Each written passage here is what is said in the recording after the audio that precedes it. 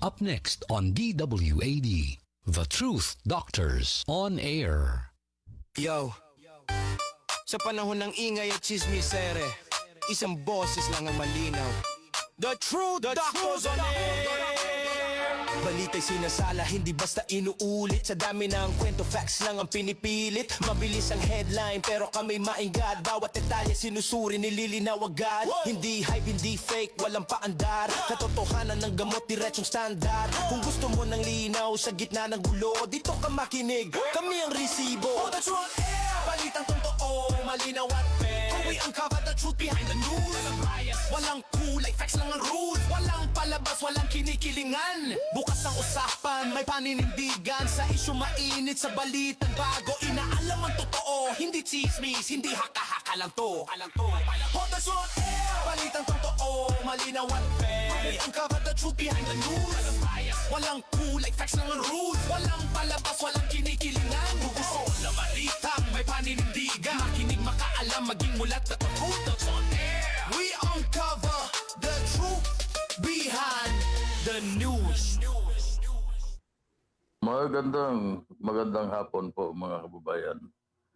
At nakikinig kayo sa programang The Truth Doctors on Air dito lang po sa CBS DWD.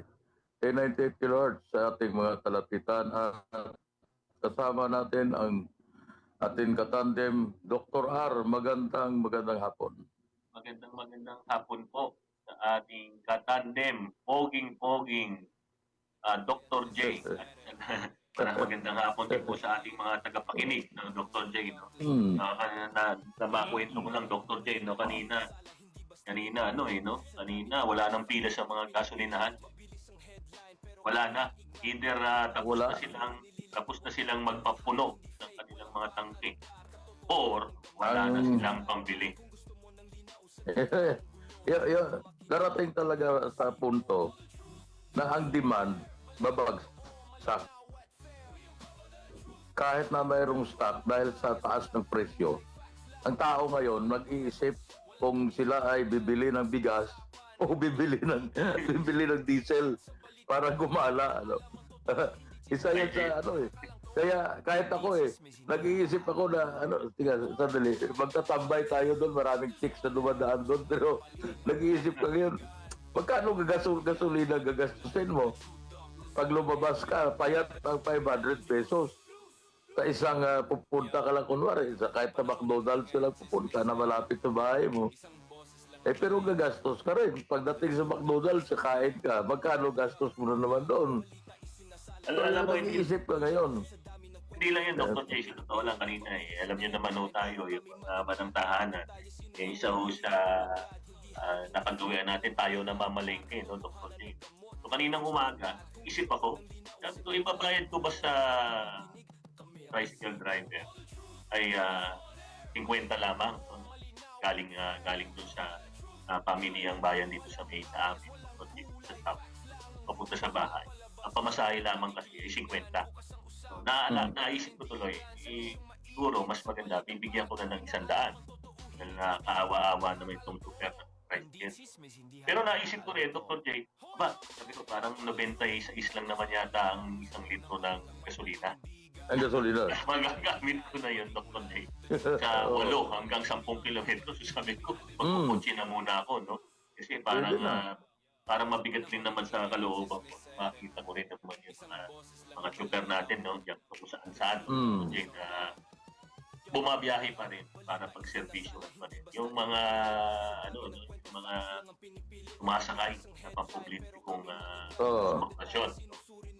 Alam mo naman, dahil na lamang dito sa crisis na Middle East, nagdulot to ng matinding epekto, Dr. J, no? Dito sa ating bayan, lalo sa transportasyon. No? Alam mo, Dr. J, maisip ko lang. Doon sa gitna ng patuloy na crisis sa Middle East, nais ko lang na maihatid natin ng mga kababayan natin isang mas malalim, no, pagpunakwa dito tungkol sa crisis, no? Hindi lang sa mga kababayan natin, no, kung pwede pong panawagan namin ito sa Department of Transportation, no?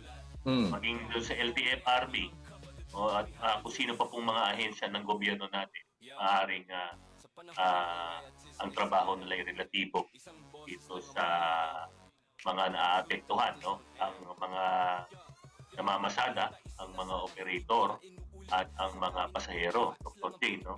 Alam mo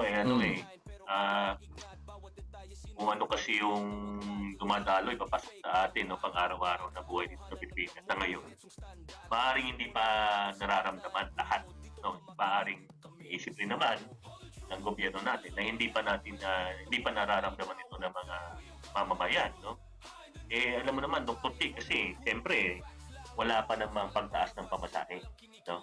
Actually, sa totoo lang, nanguhuli nga sila nung kailan lamang bago Semana Santa, yung mga nanguhuli sila, Dr. T, naalala ko yung nanguhuli sila sa mga bus terminal, yung mga pilit na nagtataas ng pamasahe na wala namang abiso, no?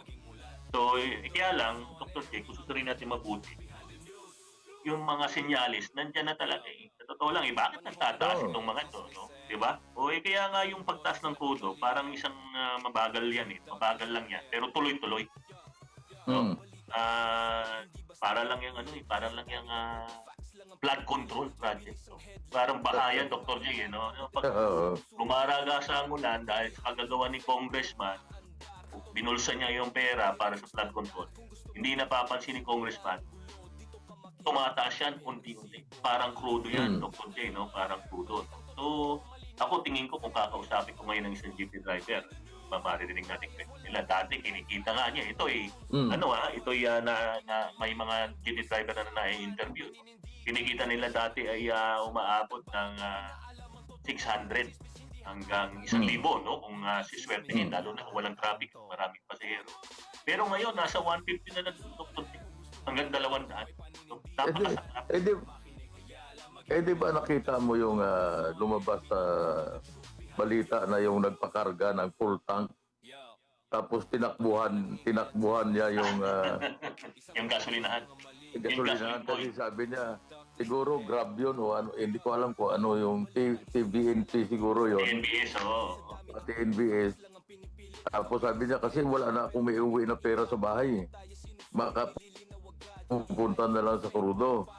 So, isa yan sa kalagayan ngayon ng sinasabi mo ng mga jeepney driver natin o driver ng mga papasahero ng mga sasakyan. Totoo yan, Dr. T, no? Kaya lang, sa kabilang banda, siyempre, baka nakakalimutan ko ng gobyernong ito sa pamumuno ni mahal na Pangulong Bongbong Marcos, baka nakakalimutan ng kanilang mga ahensya na hindi lang tayo natatapos dito sa mga tsuper, no? Dr. Diba? Hindi lang sa mga tsuper, hindi lang sa operator ng tricycle, ng jeep, o ng bus, no? Hindi lang dito natatapos. Yung mga commuters natin, Dr. J, no? Kasi alam mo na, di ba, Dr. J, nabasa ko sa isang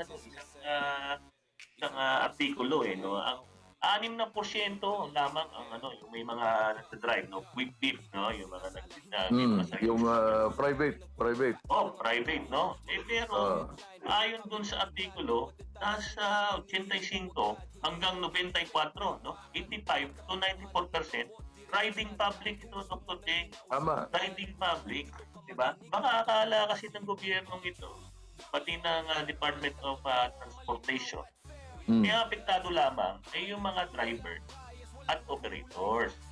Mali po kayo, mga sir. Maling-mali, di ba? So isipin natin, Dr. J, no? Kasi ako, empleyado ako sa Cavite, no? Sa trabaho ako sa Makati, no?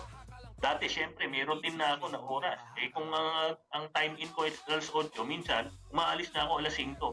Dahil wala ho tayong maibigay na solusyon sa mga public transport operators, pati yung mga tsuper. Siyempre, kawawa naman kayo, may mga pamilya din ho yan.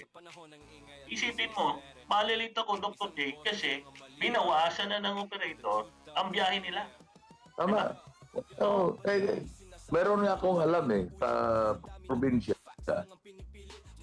Yung isang taxi company na mahigit 200 na units ang meron sila na tumatakbo na diesel ang karga. itinigil nila ang pagbiyahe ng mga diesel na mga taxi. Ang ginagamit ngayon ay mga digasolina. So tingnan mo kung ano epekto nito sa commuter. Na ang commuter umaasa na anytime nangailangan sila ng masasakyan, lalong-lalo na yung mga kababayan natin na nagtatrabaho sa gabi, na sabi mo kanina, yung mga nagko-commute, kunwari na yung mga nasa call center, kasi karamihan dyan gabi nagtatrabaho. Paano ngayon ang mga commuter natin? Kasi ang tinitingnan lang ng gobyerno natin ngayon, yung kapakanan ng mga driver. Paano ang driver ngayon, hindi siya magbabiyahe kung wala siyang kikitain? Oh. Kaya yan ang katotohanan eh. Yun na nga. So, yun na yung problema natin. Yan na ngayon nagkakaroon tayo ng panganib dito sa transportasyon, no? Siyempre, lang yung pagtaas ng gastos sa krudo. Siyempre, yan naman, yung pagtaas ng gastos sa krudo.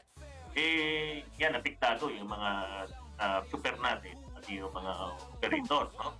Pero siyempre, kung yung patuloy na pagtaas ng krudo at walang solidong plano ang ating gobyerno, lalong-lalo na po yung DOTR, no, tinatawagan no namin kayo ng pansin. Mga sir, kung ganito po ang mangyayari sa atin, siyempre, humihina po, no, ang sistema ng transportasyon natin dito sa bansa. Isipin niyo naman, no, pag kumita ang driver o ang operator ng mas konti, siyempre, babawasan ho ng mga yan ang pasada nila. O hihinto ho muna, masisisi nyo ho ba sila? Siyempre ho, kahit itong mga puso ng mga operator natin, ng mga tsuper, gusto rin hong tulungan itong ating mga commuters. Kung wala naman rin silang kikitain, bakit naman sila magpupursige ng isang katutak na biyahe, no? So, sa kabilang banda rin, Dr. J, siyempre, dahil ganon, siyempre, resulta naman sa commuters. Siyempre, humahaba ang pila sa mga terminal, no? Dr. J, siyempre, di ba? Tapos tumatagal siyempre yung oras ng biyahe mo. Nakakauwi ka ng maaga o nakakarating ka ng opisina ng maaga, nalilate ka pa. No? So, unti-unti bumababa ang kalidad ng buhay natin, no, mga ordinaryong Pilipino. Yan hong 94% na yan. Karamihan ho dyan. Naniniwala ka, Mayor, yan po. Ordinaryong mamamayan. Diba? So, anong gagawin ng gobyerno natin, Dr. T? Diba parang nag-aantay ako, Dr. T. Sa totoo lang, parang isang buwan na tayo ditong talak ng talak at yaw-yaw ng yaw-yaw. No? Sa gobyernong ito. Yung sinasabi mo kanina, na kunwari, nasa Cavite siya nakatira. Huwag na tayo lumayo sa Cavite. Las Piñas ka na lang. So, kung namamasukan ka sa Makati, siguro, alas 5 pa lang, aalis ka na sa bahay mo. Dahil sa kalagayan ngayon na nangangaunti ang nagbabiyahe na bus, nangangaunti ang nagbabiyahe na jeepney, dahil ang iba na pag tiningnan mo yung kaisipan ng jeepney driver, pag kumita lang ako ng 100 at kulang pa sa pambili ng pagkain ng aking pamilya, wala akong maiuwi sa pamilya ko, kundi ibabayad ko sa boundary, ibabayad ko sa krudo, sa gasoline station. Ano mangyayari? Pagod na pagod siya. 12 hours siya magmamasada. Tapos nakarampot yung maiuwi niya sa kanyang pamilya. So, pag tinignan mo yung kaisipan niya, huwag na muna ako magmasada. Kasi maghanap muna ako ng ibang pagkakitaan, kasi kung itutuloy ko lang na mamaniho ako ng jeepney na yan, wala naman ako maiuwi na maayos na pagkain sa pamilya ko. So, apektado ang commuter ngayon.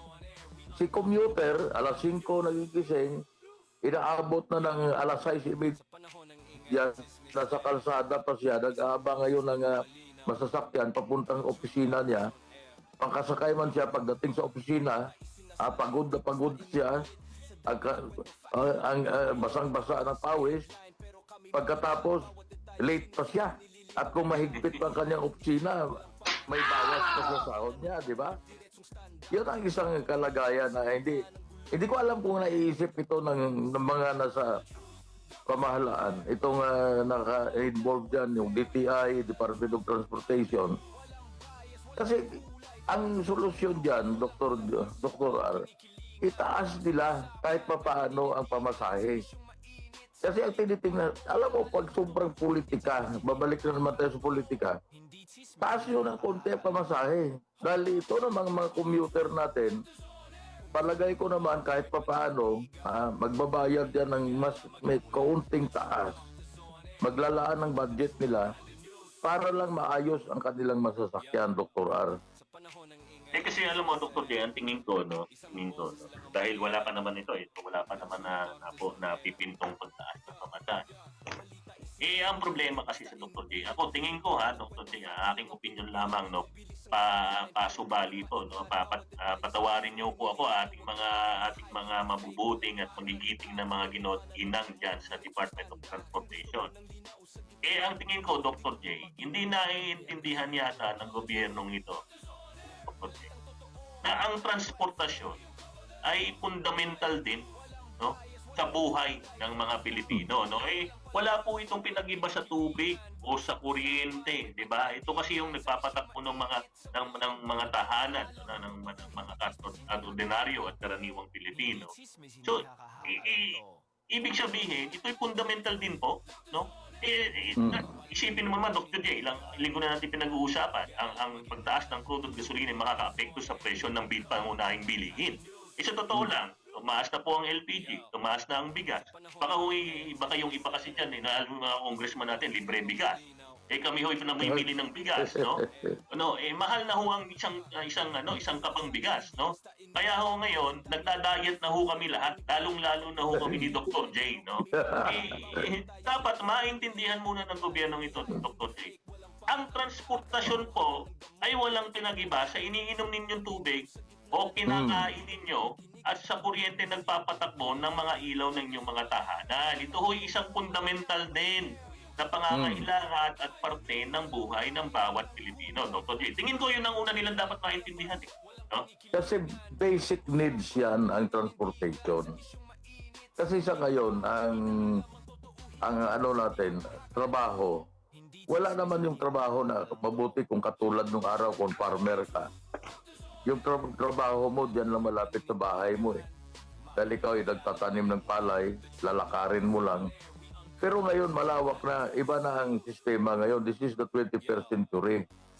May mga opisina, may mga trade, may mga negosyo na kailangan ang presensya ng mga tauhan nila doon sa place of business. Na katulad ng mga malls na yan, di ba? May mga nagtatrabaho dyan, yung mga, ano ba tawag yan? Sales person. Yung nagtatao ng mga. So, kailangan nila na mamasahe yan at karamihan dyan, malalayo, Dr. R, ang tinitirhan yan. Malalayo yan. At hindi naman pwedeng hindi sila pumasok dahil kung hindi sila papasok, wala silang kikitain. So, sa akin, ako, in my opinion, nasabi mo nga, essential infrastructure ang transport because that is one of our basic needs. Transportation. Kaya kung titingnan mo sa ibang bansa, nakapokus sila sa pag-develop at pagsaayos ng kanilang transport system. Lalong-lalo na sa China. Makikita mo na moderno nila ng mga transport system na ang gobyerno nila naglaan ng pera, naglaan ng financial funding para sa pag-develop. Tayo, ngayon pa lang tayo, yung subway natin, dati 2028 daw matatapos yan, ngayon 2030 na naman. Dahil hindi nila sinama sa 2025 budget yung mga para sa right of way, sa GAA, hindi nila pinunduan. Di ba? Ngayon pinag-uusapan sa Supreme Court yan. Nakikita yung glaring mali doon sa GEA na 2025. So hindi nila naisip yung essential infrastructure para sa transportation, Dr. R. yun nga, Dr. J, hindi nila nakikita yung kahalagahan nitong pang publikong transportasyon. Hindi ko po sinasabi na lahat sila, no? Marami sa kanila ang hindi nakikita na ito'y fundamental na bahagi ng buhay ng bawat mamamayang Pilipino. Ang problema po, Dr. J, nakikita ko pa, no? Hindi kasi balanse, no? Hindi balanse. Parang walang di ba yung tawag doon, Dr. J, yung nakapiring yung mata, tapos di ba? Wala di ba? Justice. Ayun, Justice yun. walang hustisya, no? Kung totoo siya. Bakit? Pag hindi balanse, Dr. J? Isipin mo ang gobyernong ito na tulad yan, no? Nagtatabik ng sa katutak na na budget o pera para bumuo ng mga skyway o yung malalapad na diversion roads, no? At kung iisipin mo, Dr. J, no, hindi lang ito theory, ito'y katotohanan po. Abay, dumadaan po ba ang pagpublikong transportasyon dyan? Di ba? So isipin mo, Dr. J, ang nire-relate ko lang, no? Ibig sabihin ba, lahat ba ng proyekto natin, itutuon natin doon para sa maaring parang pang-pribado lang, no? Itong mga proyektong ito. Di ba paano naman ho yung apektado na mga dinadaanan nitong mga pagpublikong sasakyan natin? Na sinabi na ho natin kanina, nasa halos 94% ang nakikinabang dito, no? Ito ay according sa isang study, Dr. J, no? So hindi balanse, di ba? Hindi balanse, di ba? So ginagastos natin yung malaking bahagi ng ating budget kung hindi ninanakaw, at least ginagastos yung iba, no?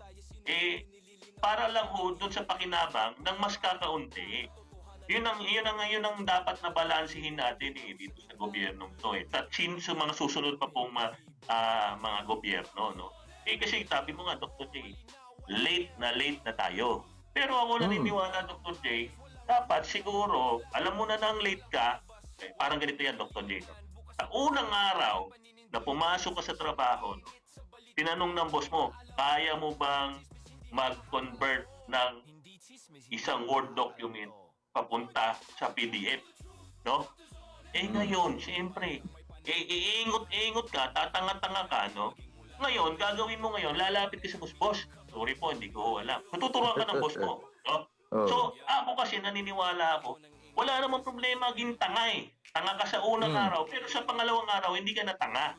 So, ganun din po, relatibo. Kung late po tayo kahapon, dapat naman sana, hindi na tayo late ngayon. Dapat meron ang ginagawa yung gobyerno natin. Doon, nakita nyo na yung problema eh. Tapos, ang gagawin nyo, wala. Antay lang kayo ng alas 8 hanggang alas 5 dyan sa inyong mga upuan at mga air condition na kwarto, no? Tapos, ang salary grade mo ay 22 hanggang 28, no? Abay, kawawa naman ho yung 94% ng mga mamamayan nating commuter, Dr. J, no? Nag-ihintay ka lang ng 15:30 kung ang salary grade mo 22 o 28. With age yun, Dr. J, ha? With age. Anong AIDS? May sakit ka na AIDS. As if doing something. Ito, pag tinignan mo yan, sa infrastructure na sinasabi mo, yung malalaking kalsada, usually para sa private vehicles. Kung hindi kaya, alam mo, masyadong malalim ang problema at yung dahilan kung bakit. No? Pero kung naalala ko, magkano ginastos sa flood control na ghost? 1.2 trillion pesos, mahigit sa 1 trillion. Itong halaga ng subway system, o abot ito ng $7 billion. Okay? Pag sinabi mo na 60 per peso, per dollar, 420 billion pesos. So yung ninakaw na 1.2 trillion, kaya palang magpagawa ng maraming subway ng dalawa. Di ba? O train system na mula doon sa Dasmariñas, Cavite o sa Silang Cavite all the way sa Manila. Tapos mula doon sa kung saan man sa Bulacan dyan, all the way to Manila. Isipin mo yung nilustay na pera na 1.2 trillion. Kung nilagay nila yan sa transport system na yan, ay di wala sanang problema ang marami nating kababayan na nagko-commute. Dr. Hanggang ngayon, nabanggit ko na nga yung sistema natin nakadesign pa ng 1946. Yung jeepney, di ba? Ang jeepney 1946 pa yan. Hanggang ngayon, yun pa rin ang gusto nilang sistema. Yun ang malaking fundamental na mga problema natin sa Pilipinas. Yun nga kasi, Kawawa ang computer. baka kasi akala nitong nung ating mga magagaling na mga tauhan ng gobyerno, Dr. J. Hindi ito fundamental. Isipin nyo naman. No? Isipin mo, Dr. J. No? Kung meron ako nung ako'y namamasukan pa sa isang kumpanya dyan sa Makati. Meron akong financial coordinator, tawagin. Siya ay nanggagaling sa parte ng Bulacan, Dr. J. Umaalis siya para hindi siya malilate, lalo na kung sasabi ko na merong mangyayaring town hall o may meeting kami ng grupo ko. Maalis siya minsan, Dr. J, alas 3 o alas 4 na madaling araw. Tanda mo yan. So isipin mo, maaaring binabagtas niya yung biyahe na yun ng 4 hanggang 6 na oras. So isipin mo, ano na ngayon ang kalidad ng buhay ng taong yan? Diba? Paano mo ngayon sasabihin na hindi fundamental ang transportasyon sa buhay ng bawat Pilipino? So ngayon, 1940, kopong-kopong pa ho ang sistema natin. Pati ho kayo dyan, para ho kayo mga pinanganak na 1940, ganun pa rin ho kayong kabagal mag-isip. Baka naman ho pwedeng pagtulong-tulungan ho natin lahat ho ng mga stakeholders na affected. Ang commuters, pakinggan nyo ho ang commuters. Pakinggan niyo po ang inyong mga operators ng mga pampublikong transportasyon. Yung mga operators ng tricycle, jeep, yung mga bus. Yung mga bus, maraming kinakarga yan, Dr. J. Yan ho, tulad na sinabi mo, Dr. J, isang katutak na ang eksperyensya niyan sa transportasyon. Bakit hindi nyo, wag na ho kayong gumamit ng ChatGPT, para mag-come up ho kayo ng kung ano-anong teorya. Dahil sa totoo lamang ho, hirap na ho ang mga Pilipino. 100% pribado, pampubliko, operator, driver o commuter. Yun ho ang sinasabi namin dito. Baka naman ho pwedeng mainit na ho yung upuan ninyo. Pwede ho tumayo-tayo ho kayo dyan. Kung titignan mo yan, Dr. Aran, sino ba ngayon ang DOTR Secretary? Naku, hindi ko na nga gustong alamin. Hindi ko alam Totoo lang Ngayon, yung DOTR Secretary, sigurado ako na yan ay political appointee. At hindi ko pwedeng tawaran ang kakayanan yan because I do not know him kung sino siya at hindi ko alam ang kanyang background. Pero kung matatandaan natin, nung panahon nung unang ni President Marcos Sr., ang kanyang DOT Secretary, si Totoy Dance, nagaling sa transportation sector. Isa sa mga nagmamanage ng isang bus company nung araw. So nakikita mo na ang kanyang pinili, nilagay niya na talagang may kaalaman sa transport. Hindi lang kung sino na political appointee. At yun ay, pag ganyan ang kaisipan ng ating leader, ang ibig sabihin yan, kapakanan ng taong bayan at kanyang iniisip. Hindi na, may utang ako dyan sa politika Ang dami niyang binigay sa akin na contribution. Siya ngayon gagawin ko na sekretary ko sa ganong departamento. Ganyan nangyayari sa atin ngayon. Hindi katulad ng panahon ni Marcos Sr., ang pinipili niya yung talagang mga may capability na maging manungkulan bilang department o secretary at the time. Doktora. Okay, bago tayo magpatuloy, Dr. J, mag-station break muna tayo. Sige, okay. Sa panahon ng ingay at sismisere, Isang boses lang ang malinaw. The Truth Doctors on air. Balita isinasala, hindi basta. Broadcasting from Mega Manila and streaming on the World Wide Web. We are Crusaders Broadcasting System, DWAD. 1098 AM. Now radio.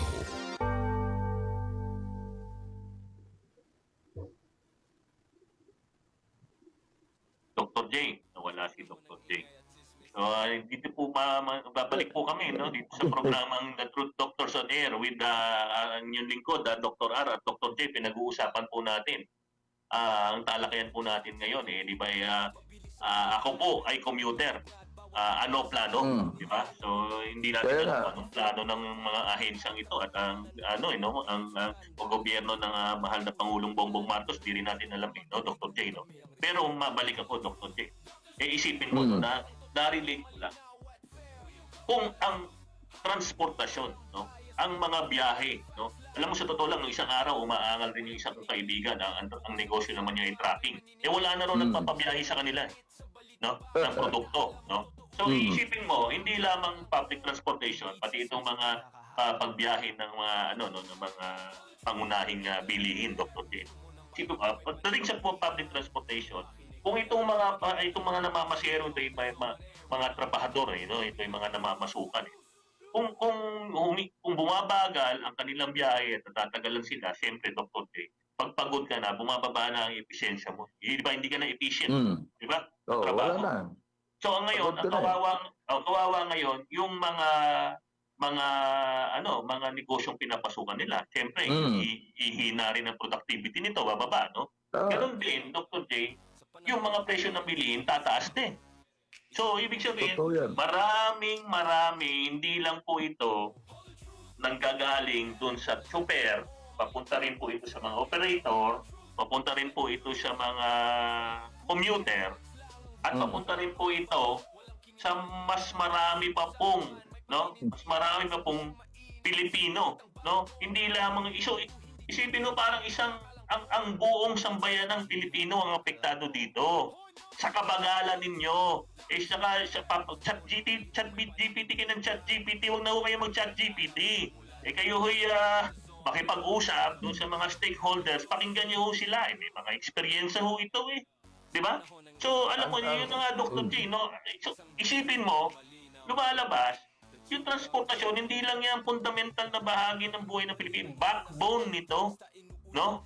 Backbone nito ng ating economy. Siyempre, di ba? Pag mahina ang productivity, babagsak ang economy. Sino ho bang tatanggi sa ganyang statement, Dr. J, no? Ikaw, lalo ka na, Dr. J, matagal ka na sa larangang yan. Siyempre, pag mahina, meron pa namang negosyo na bababa ang productivity tapos kumikita. O hindi ka naman po ang ekonomiya, di ba? Wala ganyan. Wala ganyan kasi higher productivity, higher profit. Yun ang kuwan yan. Kasi kung efficient ang inyong production, ibig sabihin, it lowers your cost. Kaya lang, ang nangyari sa atin ngayon, itong masama, dali lang, ituloy mo lang. Dr. J, balik lang kita, siyempre, no? So, hindi lamang, naisip ko rin, yung mga estudyante natin, no? Paano pa sila magiging productive sa kanilang pag-aaral? Kung bumabiyahe sila, dati ng 1 kalahating oras, ngayon bumabiyahe na ng 4 na oras, Dr. J, no? Matuloy mo nga, Dr. J, kung ano yung productivity na bumagsak, no? Lalo na sa epekto sa ekonomiya natin. Kasi sa standpoint ng mga pag pinag-usapan ang productivity, kaya nga ngayon nauso, di ba, yung mga computer aided na mga systems para mas mapadali ang trabaho ng isang nagtatrabaho. Na kung dati mano-mano, maaring may makina na nakasama. Ngayon, tumataas ang productivity. Tumataas ang output ng goods. Bumabagsak ang production cost. Yun ang ibig sabihin ng efficient productivity. Now, pagka ganitong nangyayari ngayon, na ang tao mahihirapan pumunta sa opisina o sa place of work nila and they spend so much time on the road na nabanggit mo kanina, na 3 hours or 4 hours o 5 hours siya na nasa kalsada, tingnan mo, pag uwi niya sa hapon, alas 5 lalabas siya sa opisina, ano oras siya makakarating sa bahay niya? Alas 10. Gigising siya ng alas 3 o alas 2 para maaga din siyang makapasok sa opisina. So nasaan ngayon? Pagdating, bagsak ang productivity niya, bagsak ang efficiency niya. Pagdating sa opisina dahil natutulog na lang siya sa sasakyan eh. Tapos kung saan man yan. Oh. Hindi na siya makakatulog. At pag ganyan ang nangyayari sa iyong empleyado, ano mangyayari ngayon sa output, sa productivity ninyo? Sa efficiency? Totoo yan. Bagsak lahat yun. Totoo. At Babagsak yung lahat. so affected na yung economy, tapos yung sinabi mo pa, pag uwi pa ng bahay, pagod na, dahil alam mo, isa sa nakakapagod na ginagawa ng pangkaraniwang trabahante, Dr. J, magbiyahe, no? Tagtag na tagtag ang katawan mo dyan, eh. No? Yan nakakapagod talaga yan. Eh pag uwi pa nila sa kanilang mga pamilya, wala na silang oras na na wala nang quality time para sa pamilya. So iisipin mo, no, kung pagdudugtong-dugtungin mo ay Department of Transportation, no, at ang ating gobyerno na nasa ilalim ng mahal na Pangulong Bongbong Marcos, sir, diba? Hindi na ho yata kasiya-siya yung ating mga band-aid na solusyon, no? Dapat ho, sir, siguro dapat mas permanente at mas mahabang solusyon yung gawin natin, no? Dito nararanasan natin na crisis dahil na rin ho sa gera sa Middle East. Alam mo, Dr. J, sabi nga nung kaibigan ko, alam mo, hindi ako naniniwala na pag natapos yung gera, ibababa agad ang presyo ng crude at gasolina. Kaya ako yung ganun din ang aking pananaw. Mahaba-haba ho itong crisis na ito na dadanasin ng ating mga tsuper, mga operator, mga commuter, estudyante, trabahante, pati ho ang pamilyang Pilipino. Dr. J, wag na nating sabihin 94%.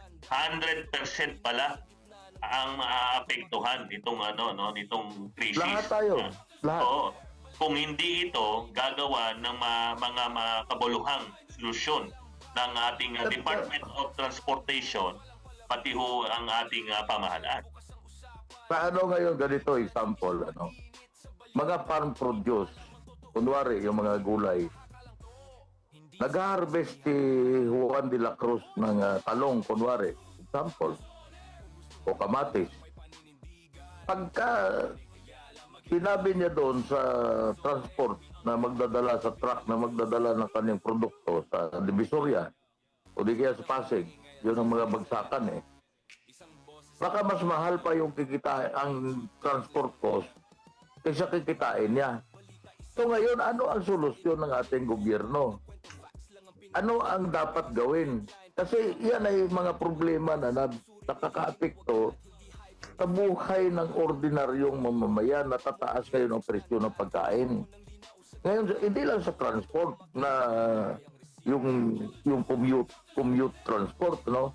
Pero sasabihin ko naman, pagdating sa mga commute transport, bakit ang gobyerno, hindi ko naman alam kung ginagawa nila, pero wala tayong nababasa, wala tayong nahihigingan na informasyon, ba't din nila konsultahin ang mga may-ari ng mga bus companies, yung malalaking transport companies, para makita kung ano mag-usapan, may problema tayo, anong solusyon na gagawin. Kukonsultahin dapat nila.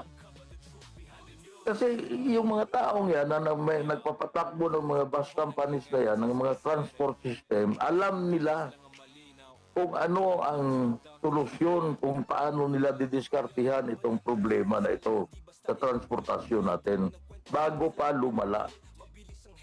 Actually, sa totoo lang, Dr. J, malala na no? Sa totoo lang, malala na. Ramdam na po ng taong bayan, no? Na medyo mabagal ho kayong kumilos dyan, no?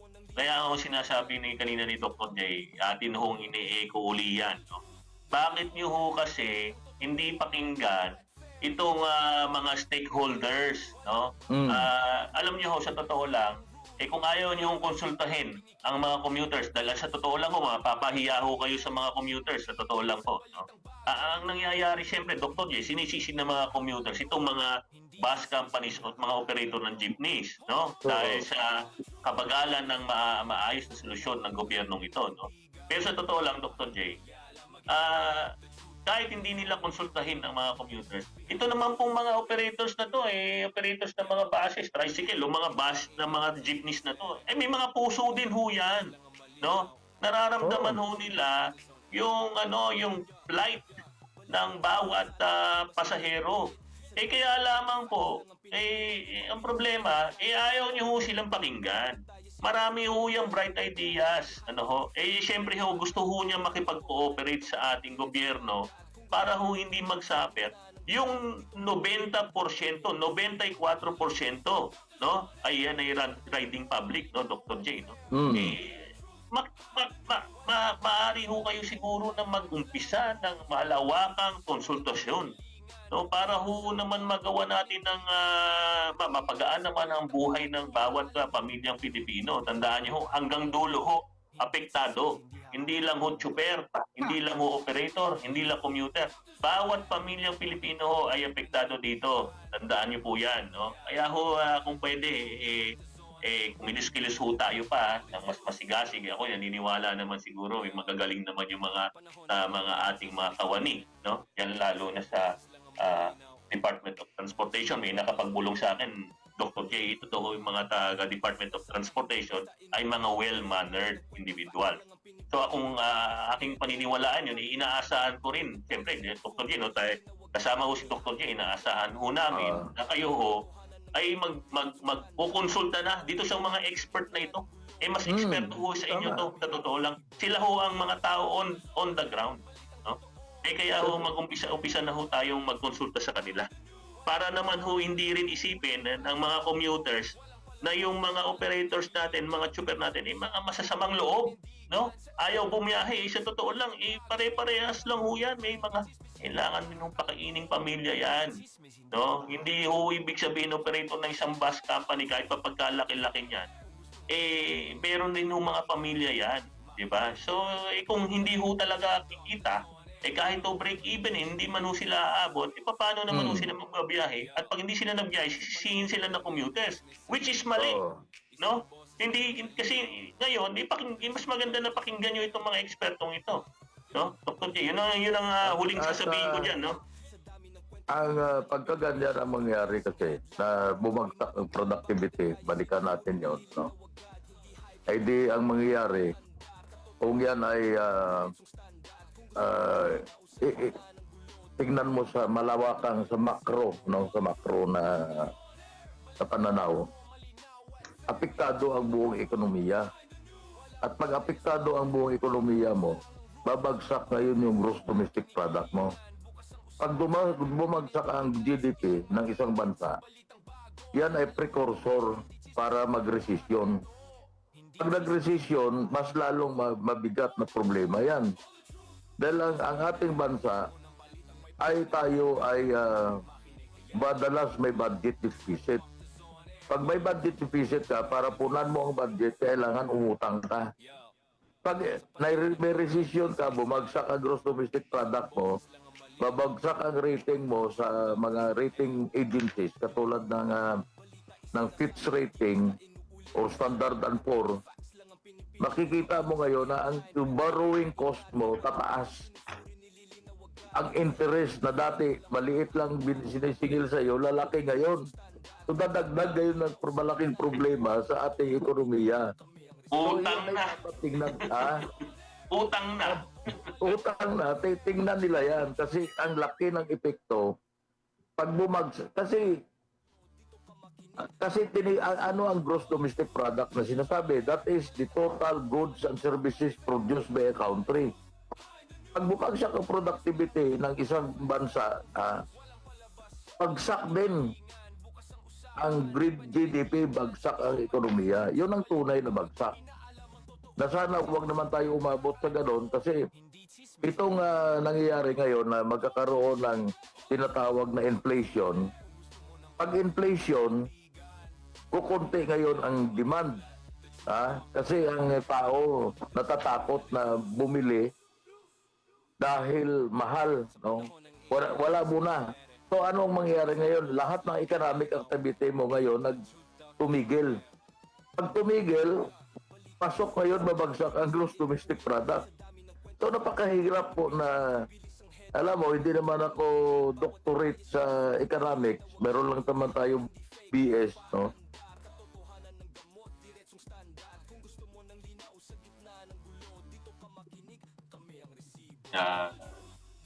Dr. J.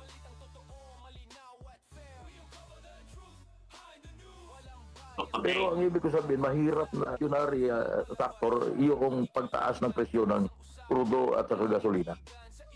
Ayun na nga, hopefully, no? Basta po kami, sa ating mga commuters, no? Dahil ho kayo ang mas apektado dito at ang inyong mga pamilya. Kaisa niyo ho kami ni Dr. J at ang kabuuan po ng aming programa, The Truth Doctors on Air, no? Sa pagkalampag dito sa mga ahensya na dapat na nangunguna para maibsan yung problema natin sa transportasyon, no? Katulad ng sinabi ni Dr. J, pag mababa ang productivity, syempre mababagsak din ang ating ekonomiya at atin naman pong hindi gugustuhin na ganun na mangyari, no? Maiba ako, Dr. J, parang kailangan na siguro na mag-appear itong si mahal na Pangulong Bongbong Marcos, no? Marap siya sa media para ma-address itong problema na to sa transportasyon. Anong nangyari kay Pangulong BBM? Hindi ko alam kung meron ng lumitaw na ba siya sa isang interview or sa isang press con, pero parang wala pa akong nakikita na solidong katunayan na lumabas na talaga siya sa no, kasi maraming spekulasyon pa rin hanggang ngayon, Dr. J, lalo na sa social media na yung mga pinapalabas daw na mga videos ay recycled. Sana naman hindi ito totoo dahil alam niyo ho, sa totoo lang, kahit kami, gusto ho naming makita ang mahal na Pangulong Bongbong Marcos na siya ay maayos, no? Na nasa maayos na kalagayan. Sa totoo lang ho, kailangan ho ng isang leader ngayon na medyo matigas-tigas ang muscle, Dr. J, no? Dahil sa dami ng problema ng kinakaharap ng ating bansa ngayon. Anong nilalabas? Sino naglalabas yan? Yung Philippine Presidential Communications Office ng mga... Hindi ko masabi, Dr. J, pero ayon sa mga spekulasyon na nababasa ko sa social media, pati yung ibang mainstream media ay naglalabas ng mga recycled videos. Kasi ako, natawag doon sa isang nilabas. I don't know kung yan ay galing sa gobyerno natin o maaari sa mga vlogger, na andun si Pangulong Marcos at kasama niya si dating abogado, yung advisor. Presidential na si Presidential Legal Advisor. Sabi ko biglang nabuhay ata si Juan Ponce Enrile. Kung yan ay galing sa PCO, hindi ko alam, Pero alam mo, itong mga vloggers, ang masasabi ko lang sa inyo, ito'y advice lang sa amin na mga nasa mainstream media, medyo magsabi naman kayo na totoo. Katulad yan, nagulantang ako, isang vlogger na sinabi na si Pangulong Marcos daw may sakit na cancer na stage 4. No? Naghanap talaga ako ng ni-research ko sa mga mainstream media, wala naman ako nakita. No? Kasi tataas ang blood pressure ko, tataas yung tibo, biglang tumibok ang puso ko, nabigla ako doon sa, nabasa ko doon sa isang vlogger, hindi ko na babanggitin ang pangalan, nasa Facebook at saka ang iba nasa YouTube. Mga ganyang balita, maging medyo may circumspect kayo na medyo, wag naman masyado na bibiglain nyo kami na tapos sabihin nyo na may sakit. Meron nga ako nakita na magpapagawa na daw siya ng gown na kulay green. So, nung maraming nagtatanong, bakit mo kailangan na green na kuan? Kasi kailangan ko to sa sa inaugurasyon ng bagong Pangulo ng Pilipinas. So, bakit ka ako magbagong Pangulo ng Pilipinas dahil ang Pangulo natin si BBM? So maraming speculation, ano. At may nabasa pa ako na isang pahayag ng Unity Party ba yun? Unity Party. UPI. United. UPI.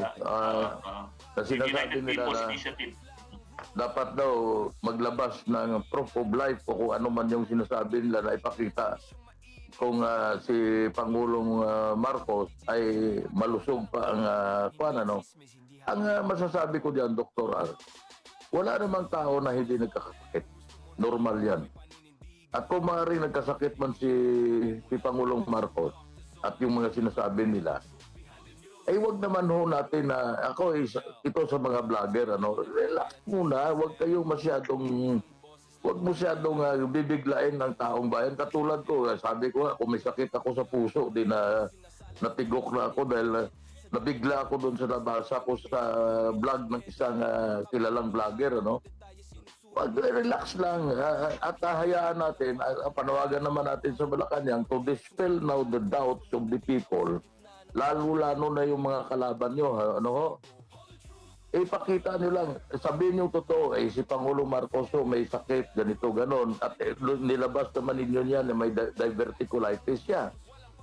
So maaaring nagkaroon ng inflammation, nagkaroon ng tinatawag na o ano man yan, no, infection, para naman ang tao kampante. Kasi sa crisis tayo, tapos may mga nagsasabi na 5 araw na raw na hindi natin nakikita si Pangulong Marcos. Ako, hindi ko naman sinusundan yan eh. Kung lalabas siya o andyan, wala akong masyadong ano dyan. Pero nakakagulantang, Dr. R, yung mga lumalabas na mga vloggers, para akong sabi ko, ano ito na si Pangulo Marcos maluba ang kalagayan. So yan ay, alam niyo mga kababayan, wag tayo basta-basta maniniwala sa mga nilalabas na mga balita unless na yan ay nilabas sa mga credible na mga tao ang nagsasabi, Dr. R. Kaya lang ang problema nga, Dr. J, hindi ako naman sa aking palagay, hindi ko naman masisisi itong mga vloggers na ito. Kahit anong kulay pa nila. Sapagkat, Dr. J, nabanggit ko na kanina, kahit itong mga mainstream media nito, nagpalabas ng mga videos na recycle. No? Recycle din. No? Recycle din. Kaya ako, Dr. J, hindi ako magpapalabas ng ating programa. Di tayo magpapalabas ng video na recycle. Diba? Nasa pa ang katotohanan noon, diba? Yung isa pang mainstream media diyan, ang kanilang parang ang kanilang tagline kami ang katotohanan, diba? Hindi kami naglalabas ng hindi totoo. Diba? Tapos sila rin naglabas din ng video. Hindi ho ba sa ginagawa ninyo, no? Kundi ako mabanggit ko lang, no? Itong mga mainstream media na ito, hindi ho ba sa ginagawa ninyo, lalo nyo sinisira si Pangulong Bongbong Marcos? Totoo yan. Hindi sabihin ho niyan, parang pinalalabas ninyo, meron nung itinatagong sikreto ang palasyo, no? Tungkol sa kalagayan ni Pangulong Bongbong Marcos. Sa totoo lang, yung mga recycled, meron pa nga isa, Dr. J, parang nabasa ko, nandun pa si dating executive secretary, Bersamin, doon sa meeting. Diba? Oo. Diba? Tapos meron din akong nabasa na talagang, alam mo, Dr. J, ako hindi ako naniniwala. Ako marami na nakikitang litrato, no? Saka kahabi ko rin yung photography dati. Yung isang litrato, Dr. J, pinapakita, nagmi-meeting, pero pinalabo nila yung screen. No? Pinalabo nila yung screen kung nasaan yung topic siguro ng meeting doon sa palasyo. No? Ngayon, na sinasabi, parang kaduda-duda rin. Kaya kung ako sa inyo, ating mga kasama sa mainstream media, hindi, sa totoo lang, Dr. J, no? Hindi ko talaga masisisi itong mga vlogger. Talagang mag-i-speculate sila. Dahil itong mga sinasabi nila, kami ang totoong balita. No? Tapos, nilalabas mo, lumang video. Mabuti pa kung wag na lang sila maglabas. Yun na nga. Hayaan nila yung mga vlogger at tayo naman, ang sinasabi natin, kung sakali mga kababayan, wag tayo basta-basta maniniwala sa mga ganyan kasi hindi natin tiyak kung ano ang nangyayari. Wala tayong first-hand information. Katulad sa amin ni Dr. R, wala kaming first-hand information. Maaaring may nagsasabi sa amin, nagbubulong sa amin na ganito, ganon. Pero kami naman, hindi namin sasabihin sa inyo dito sa ere nang hindi namin na-verify kung totoo yung sinasabi. Kasi lalabas na nagsisinungaling kami, lalabas kami na nag-aalarma lang kami sa Bataong Bayan na wala namang katotohanan. Kaliwas yan sa ating sinasabi na the truth doctors on air, ano? Kaya yung mga vloggers na sinasabi ko, relax muna, wag naman nyo kami gulantagin kasi pag mahina puso namin, ako, kaya yun ay ewan ko kung totoo ang sinasabi na o hindi, pero antayin natin, Dr. R, kung ano talaga ang ilalabas na mga tawag dyan, sagot ng Malacanang tungkol sa kay Pangulong Marcos. Kung may sakit man siya o hindi, yan naman ay alam mo, pag may sakit ng tao, normal yan. Hindi naman nakakapagtaka. Lahat tayo nagkakasakit. Ako nga, tuhod ko masakit eh. So, yan ay normal lang yan. Totoo yun. Dr. Jay, sa edad ni Pangulong Bongbong Marcos, maaring meron na nga siya mga nararamdaman. No? Oo, meron. Pero mas ganun din ang sasabihin ko, Dr. Jay, mas matutuwa tayo, lalo na yung mga mainstream media na hindi nagsisinungaling. Kung makikita natin at magsasalita si Pangulong Bongbong Marcos, isang panayam, no? At sa totoo lang, marami na rin ako nakikita, parang ina-anticipate na nila na na maaring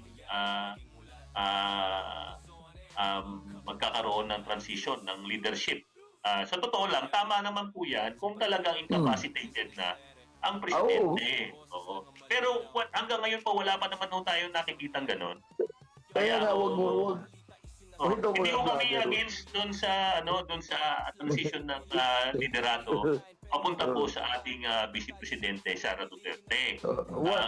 Gayon lamang, wala pa naman tayong solid na ebidensya na itong si ating mahal na Pangulong Bongbong Marcos ay hindi na kayang magsilbi bilang Presidente ng Pilipinas. Kaya relax muna tayo. Kaya sabi ko diyan sa mga vlogger, huwag kayong atat. No? At alam niyo, wala namang ang konstitusyon natin malinaw ang sinasabi. Pag na-incapacitate ang presidente, ang papalit sa kanya, Vice President, walang iba na nakalagay sa konstitusyon natin. Walang and or specific, the Vice President takes over. Kahit itanong niyo yan sa mga legal experts, kasi hindi ako abogado. Binasa ko lang yung konstitusyon eh. Walang nakalagay doon na and or the executive secretary. Walang ganon. Kasi may mga nagpo-float na idea na executive secretary daw. Only the vice president will take over upon the incapacity of the preceding president. Yun lang, maliwanag sa konstitusyon yan. So Dr. J, malapit na tayo magtapos. Mag-iiwan lang ako ng mensahe din sa mga kapatiran natin dyan sa mainstream media. Yung bawal ang sinungaling, no? Lalo niyong nililito ang mamamayang Pilipino, no? Magsabi ho kayo ng katotoo, huwag niyong sirain ang mahal na Pangulong Bongbong Marcos. Lalo ho niyong sinisira sa kagagawan ninyo, lalo hong nag-i-speculate ang tao. No, Dr. J. No? Ngayon, Dr. J, pagkita-kita tayo uli, no, Dr. J, maraming salamat po sa ating mga tagapakinig. Pagkita-kita tayo muli sa Biyernes na ba? Biyernes na ba, Dr. J? Ang susunod, Sa Biyernes. Sa Biyernes po, no? Sa ganap na alas 2 hanggang alas 3 dito rin po. Uli sa The Truth Doctors on Air, no? Dr. J, no? Salamat. Kami pa nagpapaalam na nakikinig sa programa ng The Truth Doctors on Air dito sa CBS DWL. Pinaitid Kilart ng mga talapitan. Magandang hapon at sa ngalan ng aking kapartner, Dr. R. Maraming salamat sa inyong pakikinig. Ang headline pero kami maingat. Bawat detalye sinusuri nililinaw agad. Hindi hype, hindi fake, walang paandar. Katotohanan ng gamot, diretsong standard. Kung gusto mo ng linaw sa gitna ng gulo, dito ka makinig, kami ang resibo. All the truth, Dr. balitang totoo, malinaw at fair. We uncover the truth behind the news. Walang bias, walang kulay, facts lang ang rules. Walang palabas, walang kinikilingan. Bukas ang usapan, may paninindigan. Sa isyong mainit, sa balitang bago. Inaalam ang totoo, hindi chismis, hindi haka-haka lang to. Hindi chismis, hindi haka-haka lang to. Hoy, no, all the truth, doctors on air. Kung gusto mo ng balitang may paninindigan, makinig, kaya lang maging mulat. The truth, doctors on air. We uncover the truth behind the news.